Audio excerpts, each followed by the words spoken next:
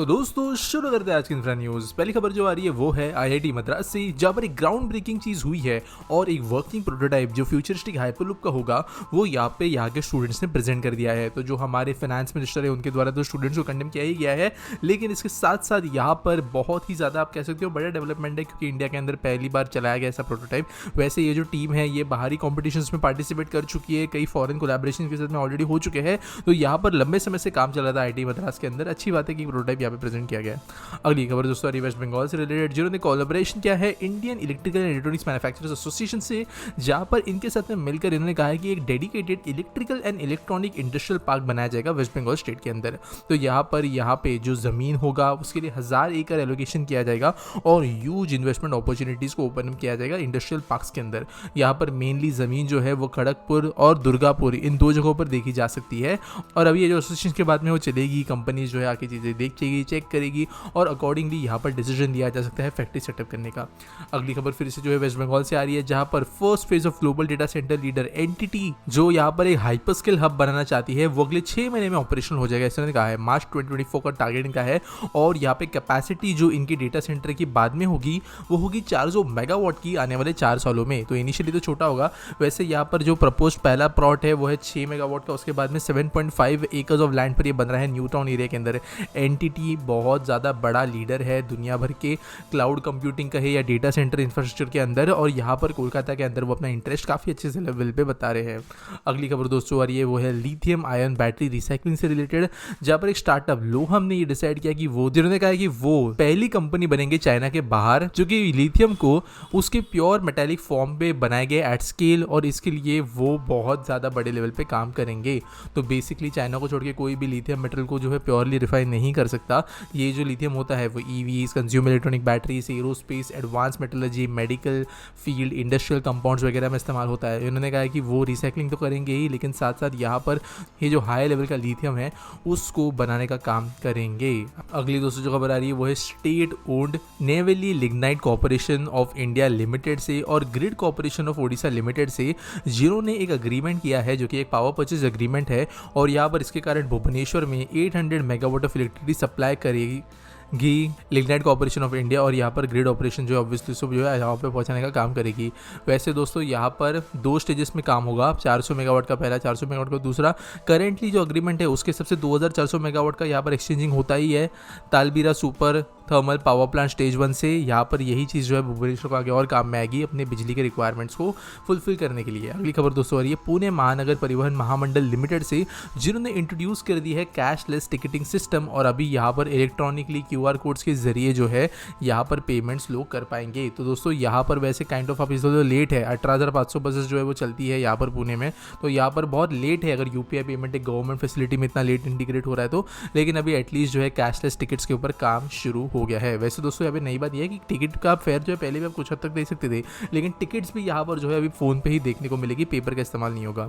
अगली खबर दोस्तों जा रही है आसाम गवर्नमेंट से, जिन्होंने अप्रूव किया है 5197 करोड़ रुपीज का प्रोजेक्ट यहाँ के पावर डिस्ट्रीब्यूशन इंफ्रास्ट्रक्चर को मॉडर्नाइज करने के लिए।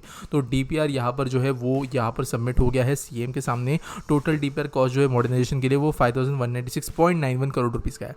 तो आप जानते हो देश के कई स्टेट्स के अंदर पावर जनरेशन से ज़्यादा पावर ट्रांसमिशन का इशू है, उसी में से आप इसी को भी एक बोल सकते हो, जो कि यहाँ पर अभी ठीक हो जाएगा आने वाले समय में। अगली खबर दोस्तों फिर से आसाम से आ रही है, जहाँ पर गवर्नमेंट ने कहा है कि वो मॉडर्नाइज करेंगे स्टेट के इनलैंड वाटरवेज को भी, और 700 करोड़ रुपीस के लिए लगाए जा रहे हैं। यहाँ पे 10 कैटामैरान व्हीकल्स को इस्तेमाल वो करेंगे, 3 टग बोट्स होंगे और सर्च एंड रेस्क्यू वेसल्स भी गुवाहाटी के अंदर लगाए जाएंगे। इसके वजह से रिवर्स जो लाइफलाइन बन सकती है आसाम का, उनको रिवाइटलाइज करने का काम गवर्नमेंट करेगी। Job creation, economic growth, green future, ये सब चीज़ें जो है यहाँ पर इसकी वजह से आ पाएगी। अगली खबर दोस्तों जो आ रही है वो है डिक्सॉन टेक्नोलॉजीज से, जो इंडिया के अंदर एक लीडिंग कॉन्ट्रैक्ट मैन्युफैक्चरर है, और इन्होंने कहा है कि वो इन्वेस्टमेंट कर रहे हैं 250 से 200 करोड़ रुपए का नोएडा के अंदर एक नई फैसिलिटी बनाने के लिए, जो कि मैन्युफैक्चर करेंगे स्मार्टफोन्स फॉर Xiaomi इंडिया, और इसके लिए वो कुछ कंपनी सीनियर्स के साथ में बात कर रहे हैं। डिक्सॉन जो है कई भारी कंपनीज के लिए कई इलेक्ट्रॉनिक्स बनाती है, जिसके अंदर से भी Xiaomi के लिए भी वो धीरे धीरे कॉन्ट्रैक्ट मैन्युफैक्चरिंग शुरू करने वाली है। अगली खबर दोस्तों जो आ रही है वो है हमारे देश के हाईवे से रिलेटेड, जहाँ पर इंडियन गवर्नमेंट ने कहा है कि वो जनरेट करना चाहते हैं revenue of approximately 2 trillion rupees या $24.1 बिलियन का हाईवेज को मोनेटाइज करते हुए। तो दोस्तों यहाँ पे टोल्स तो है ही, लेकिन फिर चाहे वो बॉन्ड रेजिंग हो हो, वेसाइड एमिनिटीज़ हो, पब्लिक प्राइवेट पार्टनरशिप मॉडल्स हो, इन्वेट्स हो, टोल ऑपरेट ट्रांसफर मॉडल हो, ऐसे कई तरीके हैं जिसकी वजह से गवर्नमेंट जो है रोड्स के आजू बाजू में अपनी चीज़ों को मोनेटाइज कर सकती है पैसे जनरेट करने के लिए। और यही चीज़ जो है यहाँ पर गवर्नमेंट ने करने का डिसीजन लिया है बड़े लेवल पे, ताकि गवर्नमेंट आगे जाकर भी इन रोड्स को मेंटेन और फंड कर सके। अगली खबर दोस्तों जो आ रही है वो है कोलकाता से, जहाँ पर क्लीन अप ड्राइव शुरू करने का डिसीजन लिया गया है। और यहाँ पर मेजरली इसके लिए किया यह जाएगा कि अंडरग्राउंड केबल को सक्सेसफुली लेकर आया जाएगा। यहाँ पे एक्चुअली एक लेवल पे हो भी गया है काम, जहाँ पर हर्ष मुखर्जी रोड और अलीपुर रोड के ऊपर जो केबल्स है उनको क्लीन करके जो है ज़मीन के नीचे घुसाड़ दिया गया है, चाहे वो इंटरनेट केबल हो, बिजली वाली हो, सब कुछ। और यहाँ पर इस तरीके के अभी और जो ड्राइव्स है वो Rashbehari avenue, Gariahat road, Ballygunge road, circular road, Hazra road, Syed Amir Ali Avenue, इन जैसे जगहों पर भी किए जाएंगे। वैसे दोस्तों देश के हर बड़े शहर के अंदर अभी आज के डेट में ज़रूरी है कि हम केबल्स को जितना हो सके उतना अंडरग्राउंड करें। केबल फर्म्स, इंटरनेट फर्म्स जो है इनको अभी एक्सेस दिया जा रहा है, एक्सेस पॉइंट और सबडक्ट्स को, यानी इनको आगे जाकर जो इधर उधर वायर डालने की परमिशन नहीं होगी, एक्शन लिया जाएगा। लेकिन उनको फैसिलिटीज़ भी दी गई है कि वो कहाँ से अब काम करेंगे। तो ये बहुत ज़रूरी है देश के कई विलेजेस के अंदर और कई शहरों के अंदर। अगली खबर दोस्तों जो आ रही है वो है उत्तर प्रदेश के 95,767 विलेजेस से रिलेटेड जिनको अटेन हो गया है ODF स्टेटस, जिसका मतलब है स्वच्छ भारत अभियान ग्रामीण के अंतर्गत इन्होंने 100% अचीवमेंट कर ली है। तो यहाँ पर ODF मतलब ओपन डेफिकेशन फ्री होता है, यानी वॉशरूम्स यहाँ पे हर एक घर के अंदर बन गए हैं और अब खुले में जो है वॉशरूम जाने की ज़रूरत नहीं होती इन गाँवों के अंदर। अगली खबर दोस्तों national highway authority of India से है, जिन्होंने कहा है कि वो रिस्ट्रक्चर करने हैं मेजर लाल कौन इंटरसेक्शन, जो कि ट्रैफिक के लिए बहुत ज़्यादा एक मेजर पॉइंट है दिल्ली मेरठ एक्सप्रेसवे के ऊपर नेशनल हाईवे 9 और GT रोड के बीच में, और इनको जो है प्रॉपरली डिज़ाइन करके रिकंस्ट्रक्ट किया जाएगा। अगली खबर दोस्तों जो आ रही है वो है फूड कॉर्पोरेशन ऑफ इंडिया से, जिन्होंने कहा कि वो 3 मिलियन टन की कैपेसिटी बनाएंगे वीट स्टोरेज के लिए देश के अलग अलग कोनों में, और पब्लिक प्राइवेट पार्टनरशिप के हिसाब से ये चीज़ की जाएगी जिसकी वजह से धान की वेस्टेज कम से कम हो।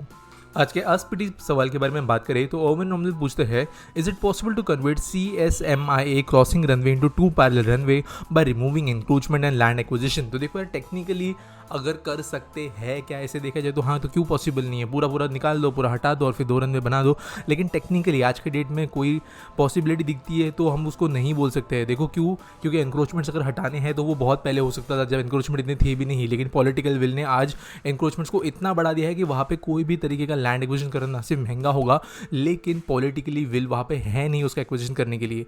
दूसरी बात, यहाँ पर पैरेलल रनवे बनाने अगर होंगे तो जो टर्मिनल्स है उनको भी बहुत ज़्यादा चेंज करने की जरूरत होगी, टर्मिनल की लोकेशन चेंज करनी होगी, यानी कि एयरपोर्ट को बंद कर देना पड़ेगा लिटरली। और ये दुनिया का सबसे ज़्यादा बिजी सिंगल रनवे एयरपोर्ट है जिसमें एक बार में एक ही रनवे ऑपरेट हो पाता है, तो वैसे एयरपोर्ट को टेक्निकली बंद कर ही नहीं सकते। इवन नवी मुंबई का इंटरनेशनल एयरपोर्ट खुल जाएगा, उसके बाद भी एयरपोर्ट बननी होने वाला है। इनफैक्ट तीसरे एयरपोर्ट की बात हो भी रही है पालघर साइड में, तो यहाँ पर 3 एयरपोर्ट्स होने के बावजूद भी ये एयरपोर्ट बन नहीं हो पाएगा। तो टेक्निकली तो पॉसिबल है, लेकिन प्रैक्टिकली ये बिल्कुल भी पॉसिबल नहीं है। उम्मीद करता हूँ आपको सवाल का जवाब मिल गया होगा। आपके पास कोई सवाल है आप नीचे मुझे कमेंट्स में पूछ सकते हो। अगर आप अपडेट्स चाहते हो अलग अलग चीज़ों से रिलेटेड तो आप व्हाट्सएप के हमारे चैनल को ज्वाइन कर सकते हो। वीडियो अच्छी लगी होगी तो लाइक करना, ज़्यादा अच्छी लगेगी तो सुपर थैंक्स देना, और मिलेंगे अगली वीडियो में।